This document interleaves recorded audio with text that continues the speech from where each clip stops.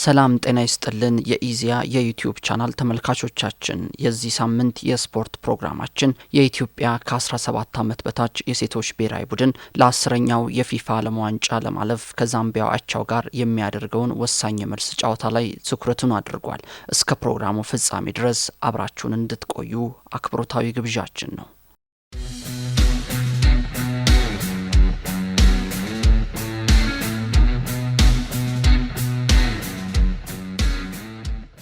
የኢትዮጵያ ከ17 ዓመት በታች ሴቶች ብሔራዊ ቡድን ቅዳሜ ሰኔ 27 ቀን 2018 ዓ.ም በተደረገው የፊፋ የዓለም ዋንጫ ማጣሪያ የመጨረሻ ዙር የመጀመሪያ ጨዋታ በዛምቢያቸው የ2-1 ሽንፈትን አስተናግዷል። በንዶና ሌቪ ሙዋንዋሳ ስታዲየም በተካሄደው ጨዋታ ፋሪዳ ኒዳሽና ፒዳ ሙዟ የዛምቢያን ጎሎች አስቆጥረዋል። ምህረት አየለ የኢትዮጵያን ብቸኛ ግብ ከመረብ ላይ ያሳርፋለች።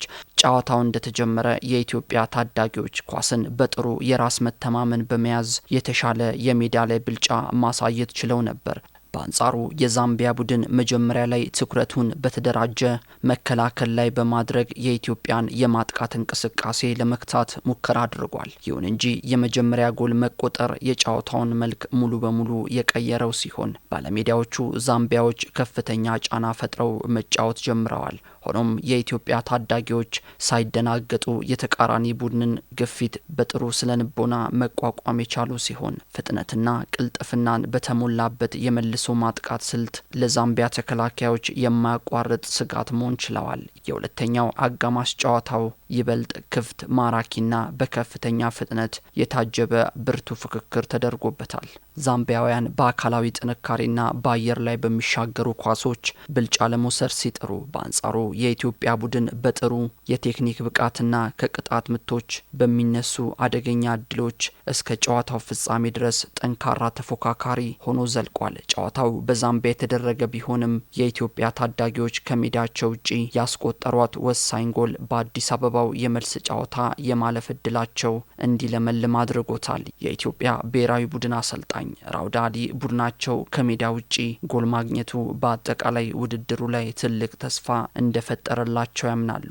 ይህ ለእነርሱ መጥፎ ውጤት እንዳልሆነና ዋናው ስኬት በዛምቢያ ሜዳ ላይ ጎል ማስቆጠር መቻላቸው እንደሆነ ገልጸዋል። አሰልጣኙ አክለውም ወደ ሀገራቸው ተመልሰው ተጨማሪ ጎሎችን በማስቆጠር ማለፋቸውን ለማረጋገጥ እንደሚጫወቱ ያላቸውን እምነት ተናግረዋል። እንዲሁም ዛምቢያውያን መሪነታቸውን ለመጠበቅ ወደ ኋላ ፈግፍገው እንደሚከላከሉ በመገመት ለአዲስ አበባው ጨዋታ የተለየ የማጥቃት ስልት ይዘው እንደሚገቡ ጠቁመዋል። የዛምቢያዋ ዋና አሰልጣኝ ካሮል ካኔምባ ቡድናቸው ባለድል ቢሆንም ገና ከፊቱ ከባድ ፈተና እንዳለበት አልሸሸጉም። አዲስ አበባ ላይ ብዙ የቤት ስራ እንደሚጠብቃቸውም ገልጸዋል። በመልስ ጨዋታው መሪነታቸውን ለመጠበቅ ወደ ሜዳ እንደሚገቡና ያለምንም ጎል በአቻ ውጤት ለማጠናቀቅ ሊጫወቱ እንደሚችሉም ፍንጭ ሰጥተዋል። መረባቸውን ሳያስደፍሩ መውጣትን አልመው እንደነበር የገለጹት አሰልጣኟ እግር ኳስ በባህሪው የማይገመት በመሆኑ ጎል ሊቆጠርባቸው እንደቻለ ተናግረዋል።